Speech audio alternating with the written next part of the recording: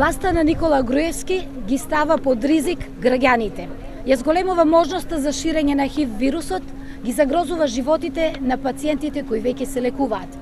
Тоа го прави со буџетот за 2017 година кој планираат да го донесат. Со него се кратат неверојатни 59% од средствата предвидени за превенција и лекување на ХИВ. Од минатогодишната сума од 65 милиони денари на само 27 милиони денари. Со тоа се доведуваат под ризик припадници на ризични групи над 15.000 граѓани на кои ќе им бидат ускратени бесплатни средства за превенција, како и брзи тестови за рано откривање на ХИВ.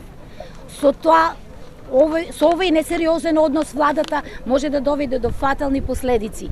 Нови 860 ХИВ позитивни пациенти до 2030 година и нови 290 смртни случаи. Дополнително загрижувачки е тоа што Глобал фонд на крајот од годината ја напушта Република Македонија. Со тоа се кратат средствата што ги добивавме од овој фонд за превенција. Ние, пратениците од опозицијата, затоа даваме поддршка на овој протест против кратењето на буџетски средства и нема да дозволиме тоа да се случи. Поднесовме амандман со кој бараме зголемување на средствата во буџетот за 2017 година во програмата за превенција на ХИВ-СИДА. После промените што ќе се случат во декември оваа година, ќе донесеме нов буџет кој ќе биде прилагоден кон граѓаните, кој ќе се грижи за здравјето на граѓаните и ќе спречи ширење на преносливи болести. Благодарам.